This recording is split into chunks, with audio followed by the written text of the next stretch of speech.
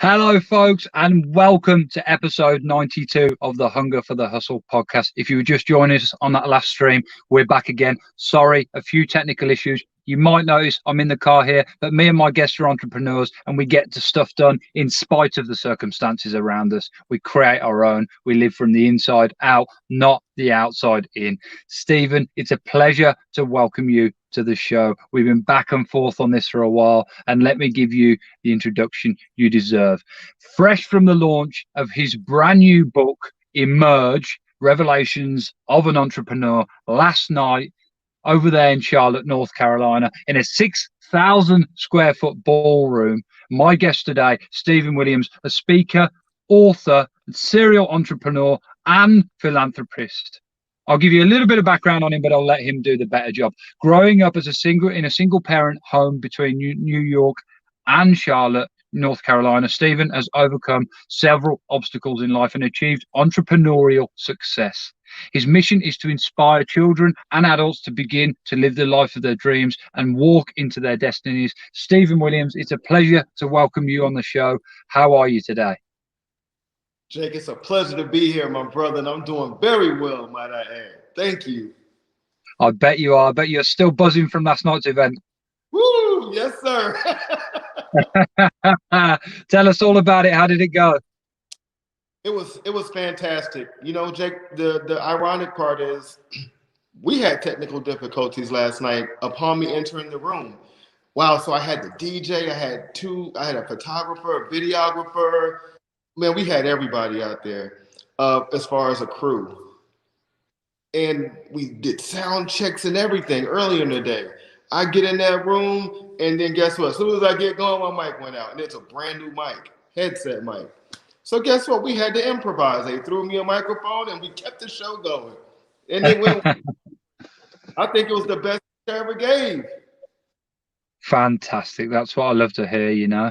Sometimes you gotta it's part of life, isn't it, that we have come to rely on this technology, and there's a great side and a not so great side to that when the technology sometimes lets you down, you have to improvise and you have to make it work whatever way you can. And I know, actually, Stephen, that's a good segue, because you're a man who makes things work. You know, you've been through your struggles in life, been through your obstacles, but you're a successful entrepreneur, in fact, a serial entrepreneur. So tell us a little bit about your background, Stephen, and how that came to be. Wow. So I grew up in I guess it was in my genes, right? So I had a great granddad who was in like entrepreneurial endeavors, my dad and my grandmother, and then seeing people just make something out of nothing. And I came, after my parents split, it was just crazy. And I did the Chick-fil-A, McDonald's, and all those kind of jobs too. I sold candy in school like you. We're like brothers. I would go to flea markets and sell shirts, sunglasses, socks. Jake, I went on to sell thongs out the trunk of my car. Like, I love entrepreneurship. You can types of ways. And I think that's something that I thrive off of that, because no one can dictate your paycheck. No one can dictate your income. You are recession proof as an entrepreneur, right? Like you are, like we are. I love that. That's absolutely it. And it's been an interesting 12 to 18 months for everyone out there as an entrepreneur. And I think it's also been an interesting 12 to 18 months for anyone who wasn't an entrepreneur but has become one in this time, because, you know, an optimist sees an opportunity in every calamity, whereas a pessimist sees a calamity in every opportunity. There's been an awful lot of opportunities out there in these past 12 to 18 months. Of course, look, and I'm not going to completely scan over this. It's been a difficult time for a lot of people, and there's a lot of people out there that have lost their business or lost loved ones, and my love and heart goes out to them. But on the flip side of that, you know, there's also a lot of opportunities to be seized, and no doubt, Stephen, I think you're a man who's been seizing a couple. You know what? I believe what you just said was so powerful, Jake. I have to shed light on that, because there's an entrepreneur in each and every one of us. I don't care what you do. I don't care what your career path is. You can be a nurse. There's an entrepreneur in you because you represent you. You're your brand. With that being said, regardless of what industry you're in, and the pandemic may have shifted your industry, but you, the entrepreneur, and you, what can you do, right? As a person, like there's so many opportunities out here. I think sometimes we get sidetracked into that tunnel vision of the industry we're in, but we block out other things. No, we must always remain open. And I think coronavirus has taught us all around the world that we must remain open-minded.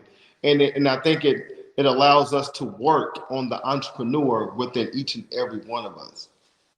It does, and it's allowed people to pivot. Of course, a lot of people who have had brick and mortar businesses have taken them to digital, and a lot of people who have even had like restaurants and things like that are now supplying meals to home. So, and I think the interesting thing that's going to come out of that is people are going to realize there's another arm to my business, there's another string to my bow, and that in fact my business has actually grown. Of course, in a funny way, it's had to shrink to grow. It's had to contract to expand. But we will come out of this time, and we will come out of it with, as I said, more strings to the bow and more avenues and aspects to our business that we didn't have before. And I think it's also been a time for people to get real quiet and realize, who are these people that I'm connecting with that don't serve me? And what are these habits that I've picked up along the way that really don't serve me either? And I'm happy to let some of them go. Absolutely. We're Bob Proctor, right? We're in these thinking into results courses, right? And some people say, well, you're an entrepreneur. Why are you doing all this educating yourself and trying to better yourself? Like, what is it? If it's not for the money. That's because I am my entrepreneur. I have to continue to build and develop and get better. Right now, there's some people that's winning. Think about the person who's lost their job. I was reading an article one day. The gentleman lost his job. I forget what industry he was in, but he lost his job. But then he went to the real estate industry, bought a drone and some cameras, and started doing pictures and stuff for the realtor. That doesn't take time. You don't have to go get a license for that. He just took some of his money, and I forget where he might have drawn it out of 401k. I don't remember. But he took some money and bought drones and cameras, learned how to fly them, and now he's making money more than he did at his job because the real estate industry is booming right now. So how innovative can we be? The entrepreneur within us. I don't know. It's limitless. The only thing that limits you is your mind. And sometimes it's easy to be influenced by the people around you. If sometimes perhaps they're limiting you. And I guess that ties back into what I've said, who are the people around you that are, one word I like to use is the negative Nancy's. You want to surround yourself with positive Peters and not negative Nancy's. And I think it's been a good time to have some time away from a lot of the people that we're sometimes almost forced in a way to spend time with because of the environment we find ourselves in, because of workplaces and things like that, and realize, well, let's get some more Peters and some more positive Peters and less of the negative Nancy's in our lives. Yeah. Stephen, I'd love to know, like, what kind of businesses do you have? Do you have more than one business, and in what areas do you operate? Okay, now Jake, I'm just kidding. So look, so one is a logistics company, right? Semi trucks, things like that, right? And I do business consulting. I do personal development consulting. I have courses. I own a publishing company, so I publish my own courses, my own books, and write and stuff like that. And I also offer other people opportunities to become an author that's different than the traditional path. And what I mean when I say that is, when you go to a traditional company, they want you to have it exactly how you want it to. And somewhere along the lines, I believe you kind of lose a little bit of your originality. Yes, we have to polish things up, but do you have to lose some of the nuggets that you want to keep in there so near and dear? And so with that being said, I want to afford people the ability to keep some of their originality while creating their masterpiece. So those are just a few. Retail, I've got a new thing that I'm working on as far as another business opportunity with a different individual in retail, in the retail sector. So I'm always looking for great opportunity, and I don't just jump on anything. I have to sit down and use my experience and look at numbers and make sure that it makes sense. And I have to be passionate. Now I'm on a different path. If I don't like a certain industry or feel the passion about it, I just won't enter. I'm at that point where I can dictate where I go. I'm not doing it just because anymore. I do, it's a different method of madness. There's a big difference between being busy and being productive, right? You can be an awfully busy person, but not be getting actually a lot of productivity out of that. And I think that's, it can be a waste of time, but it's interesting because you have to make the mistakes. The mess becomes the message. Sometimes you have to make the mistakes to then later figure out how not to make them. And business is like that for sure. You said there you're in a good position now where you can pick and choose projects that come to you. You make calculated decisions and, of course, calculated risks, but it takes a while to get to that place and you have to make a few mistakes along the way. Few mistakes. Man, brother, look, I fell into where I'm at. And I've made a lot of mistakes. I didn't make a few. I made a lot of mistakes. And I still make them every day, by the way. Yeah, that's it. We're human, right? Now, one of the things you said is you're in the logistics business, which, I mean, I know here in Australia, the logistics industry has just blown up. Anything to do with freight. I've got a business, I sell stuff online, and freight and logistics companies have just gone crazy. A perfect example of one of the types of industries that's done actually really well out of the pandemic, because of course people are spending a lot more money online, people are ordering a lot more stuff. There has to be delivery services to facilitate that. And not only there's wider reach from that. There's packaging companies, the fuel companies, the mechanics that have to look after the trucks. People don't always see these kind of things, but there's some of these industries that are actually blowing up out of this pandemic. I have a buddy, and he owns a mechanic shop. They work on 18-wheelers and all types of big, heavy-duty trucks. This guy is already in the millions, and people don't think about that. They think people don't. They don't. When you think of money, you think of how I'm dressed, right? And like yourself, we're clean, we're not dirty. But man, let me tell you what, these guys are in the millions and their business is through the roof. It's out the door. The growth is crazy because you can't even find enough skilled people that are great in their trade to scale fast enough. So imagine the business booming and it's flooded and they're overwhelmed with business. They have to turn down jobs that cost thousands of dollars in profit. Labor is a profit for them, but they have to turn down thousands of dollars a week because they just don't have the manpower. Thousands a week. So when we put that in comparison, what does thousands a week do to an individual's income? They're like, it changes it. Completely changes it. Yeah. Yes. So you think about it, if you're a person and you got a 401k or you're feeling a little bullish, I don't know. I'm not what is it? Whatever it's called, one of those professional people that take money. I'm not a wealth advisor or any of that.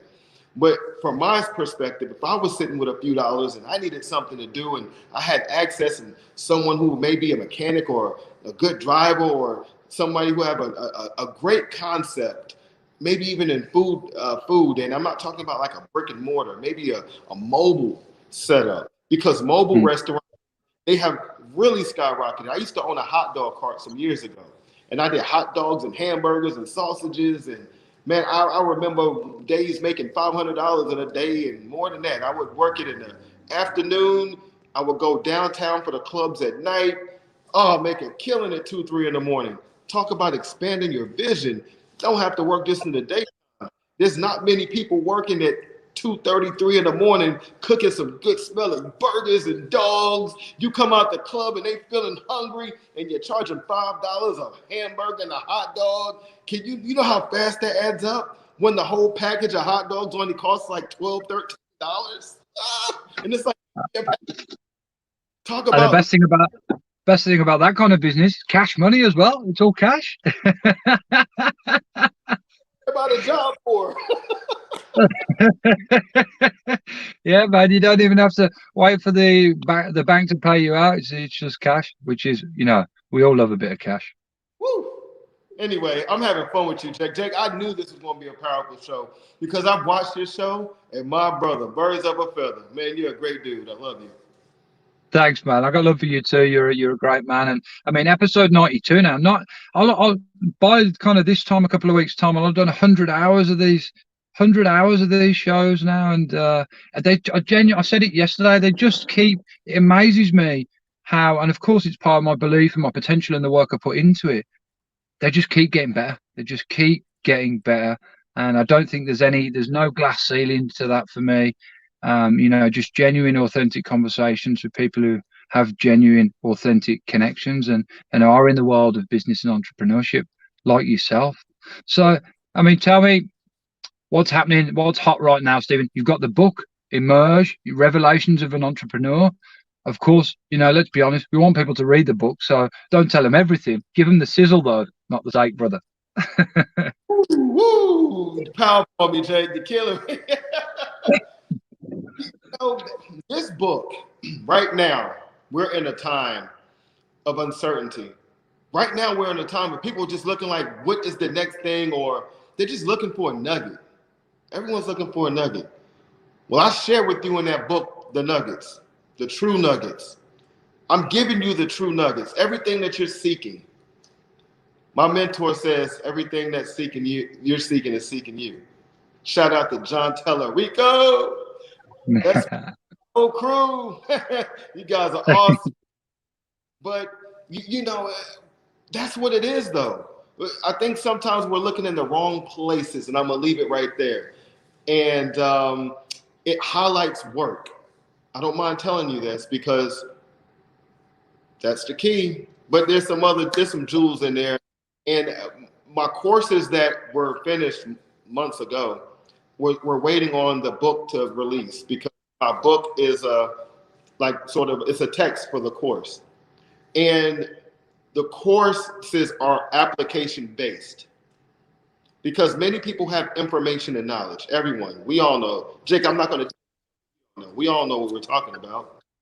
But application seems to be the key component that's missing when we're talking about being inspired into action.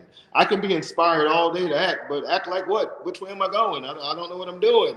And then if someone did tell me what I'm to do, how do I apply it in an effective manner to get it to work for me? Because I can tell you what worked for me, but you have to be able to decide how it's going to work for you because we're different. I can tell you my plan all day, but you can't make my plan work. We have to make your plan work. And that, my friend, is what I work on with my coaching and my courses and my mentoring. I work with how to get it to work for you with your plan, what it is that your heart desires. That's it. I love that. And I think on the subject of plans, I know, you put an event on last night to launch that book in a 6,000 square foot ballroom. That's a big room to fill. And, big shout out to you, sir, for having the courage to put on an event like that in this current time. It's not easy to fill any room at the moment, but you went forth, you did it. And I know part of your plan was actually, I saw the video you put up in our Thinking into Results family. The billboard, you had a billboard up by the freeway, which was, I believe it was in North Carolina, right? Which is the town it's Charlotte, sorry, which is the town you grew up in. Tell us a bit more about, what made you think to do that and the kind of plan, how did you manage to fill that room, man? Not an easy thing to do at the moment. Well, my plan behind the billboard was when I made $9.45 working in a group home some years ago, back in 2009 when I was homeless, living in my friend's basement. This is the time when I would ride in a 16-passenger van. We took care of people with developmental disabilities. And I would ride by that sign all the time. I made $9.45 an hour on a 7-week rotation. I didn't make that much money. But I would ride by that sign and look at it and, man, look at people driving in their nice luxury cars and look like they didn't go to work. And, man, I want some of that life, man. My life, man, I love what I do because I'm helping people. But, man, I know it's something bigger. And you look at those billboards, you're like, man, how is their life? I wonder what their life is like. My brother, the first I saw that I can do it, I wanted the biggest billboards in the city. And that wasn't the only billboard in the city that was, that caught my attention. But see, that one had significance because I passed it the most. And that's the one that I chose. And when the opportunity presented itself, I jumped on it. I sacrificed. I made it happen. God made that happen. And the thing is, do you want it bad enough? I want it. So when we talk about the billboard, and the radio commercial was even bigger to me because I advertised on the radio station in Charlotte on the Steve Harvey morning show. I love Steve Harvey. And I mean, literally, I wake up at 6 to hear him talk the same messages. I love him. I want him. And that right there hit me. That was more important than the billboards, in my perspective. I didn't care if nobody heard the radio because I know I'm getting closer to meeting and doing shows with Steve Harvey. I'm speaking it into the universe. I don't know what we're going to talk about, but I know. But down to that room, my brother, shout out to Yashika B, Pele, and Pele Inspired. Man, they represented Carolina, Miranda, who's in our group. All these people were there in support. Carolina, yeah, I've had my host, my speaker guest, man, she was awesome. You hear me? She was awesome. So to see them come together from out of town and the people who actually came, it was some people that told me they weren't going to come, straight up. They said, we're going to support you, but I'm not coming. And I got to respect that because of the times we're in. But to see almost every seat that we had capacity for filled in that room, like there was people in the seats. And the bartender and the camera guy looking. And Les Brown said something that was real important one time when we're on Zoom. He said, when it was choosing your future, his speech, I believe he said this, Les Brown. He was telling us, right, his students, you and I, a bunch of other people, look at the people, how they're looking at you. What is their facial expressions as they're looking at you? Les told us that. I had the ability to sit down this morning and look at people's faces as they were looking at me speak. A Les Brown moment flashed to my mind because some people were just really just looking. And I could tell they were into what I was saying. My brother, at the end of the night, sitting at that table signing those books, I got some of the most compelling words of encouragement ever, brother. I mean, it's yeah, there's nothing like that. It's we both went through the Power Voice program, and we were both picked to speak at the summit, which was a really honorable way. For me, it was kind of what actually kicked off my speaking career, what led to this podcast, and what's leading to a lot of other opportunities for me, right? Same for you. And yeah, one thing Les always taught us, he said, it's although you're speaking one to many, you're actually it's a two-way conversation. It's a two-way open conversation, and when you're speaking, you have to listen to the listening. And of course, it's very hard, if you're speaking to hundreds of people, and virtually, it's very hard as well. But in that listening to the listening, you're looking for the reactions, the body language in a real life scenario or in a virtual scenario. It's in the comments, you're seeing how people are interacting, and it's something I had to adjust to actually and really think. Because I was like, well, it's just a one-way thing. It's just me speaking and people are listening, but it's not, is it? It's a two-way thing. It's not rhetorical, and by adjusting your perception to making it two-way, the whole thing becomes a lot better. It comes way better. I believe there's people that speak from the heart, but then there's people who have to kind of figure it out. The audience knows the difference. Les always tells us, they tell us to work on ourselves, work on our message, fill yourself up. If there's a category that you're passionate about and you're knowledgeable on, continue to develop that knowledge on it. Be comfortable with it. I think the key to getting the audience, so far, I don't know, I'm still finding my way through this, but it just seems like the more passion that I feel about what I'm talking about, the more that I know what I'm talking about, I notice that following. I can totally resonate with you there, Stephen. And I'm just starting out too. I'm just fresh to this. I don't claim to know barely any of it, let alone all of it. And I think that's a really good thing and way to adopt. Even people like Les Brown, who's been doing this, decades.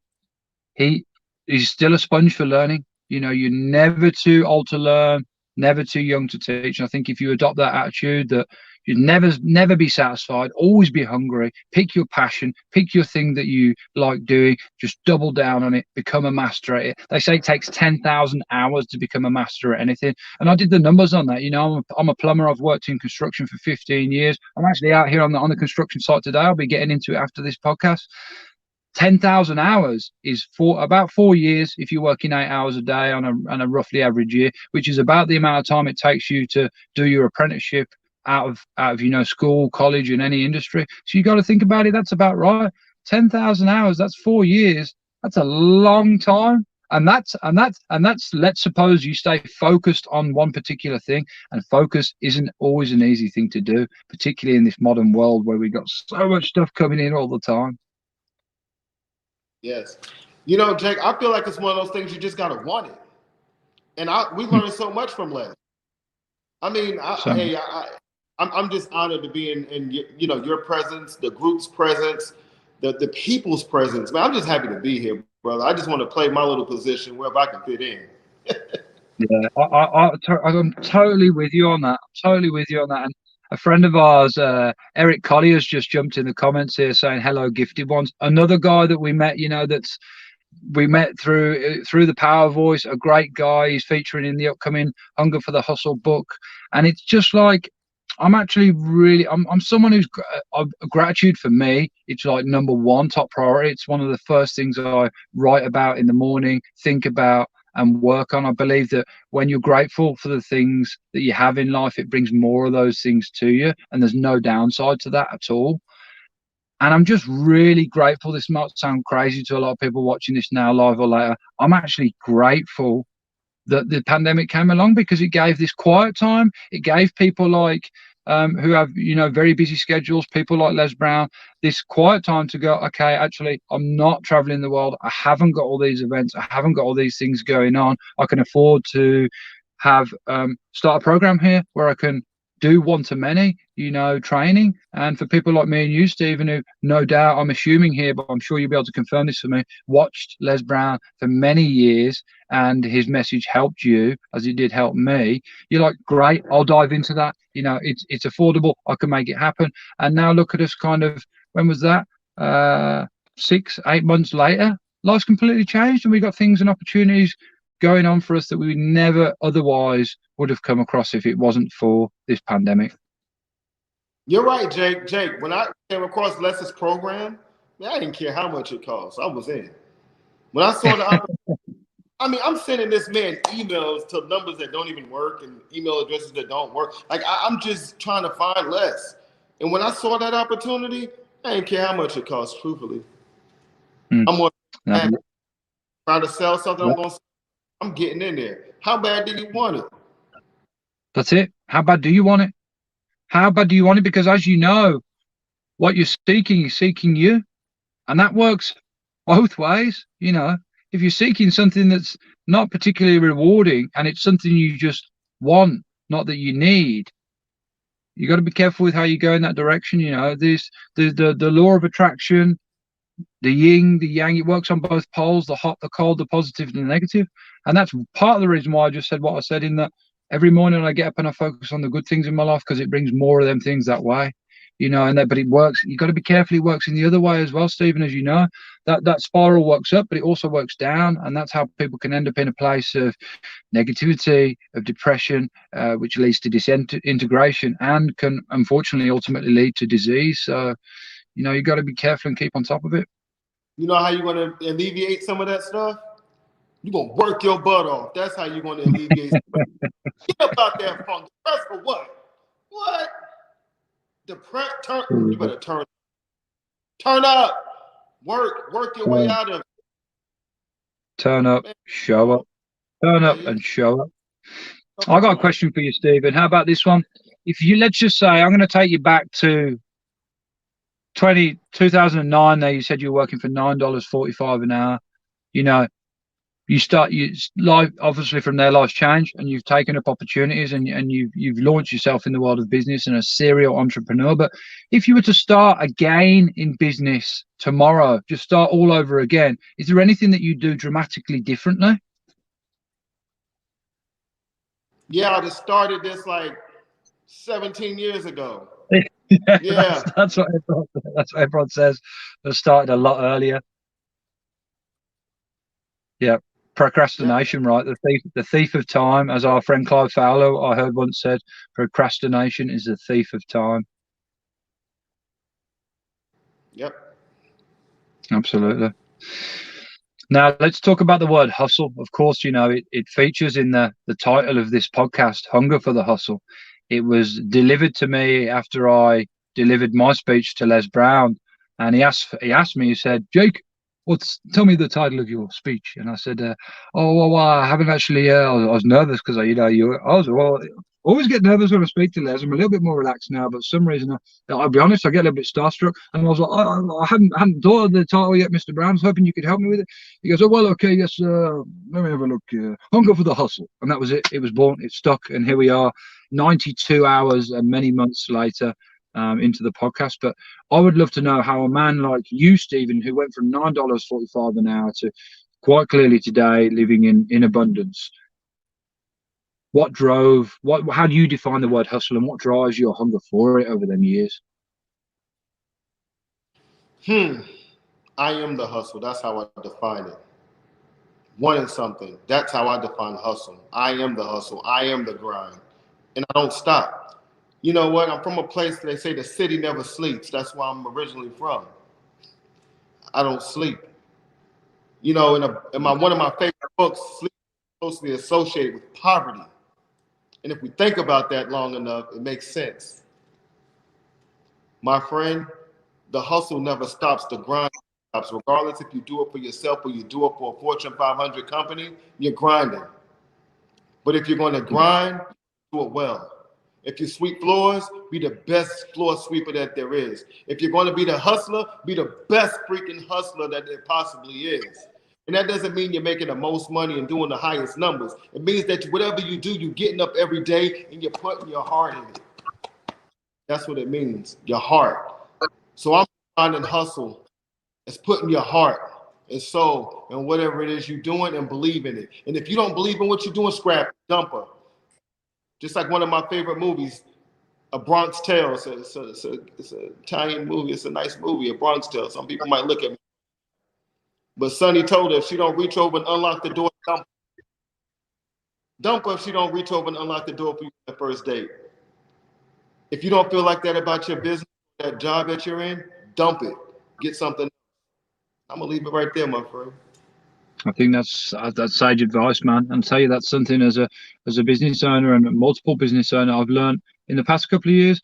Sometimes you're working on a project and you're like, you know what, this isn't really working, and I've got to break down why that is. And sometimes I'm like, it's because my heart's not in it. I'm not actually passionate about this. Then I'm chasing the cat here. I'm chasing the money. And if you chase the cat, he'll never come to you. You got to have what the cat wants. It'll soon come to you then. That's how that works.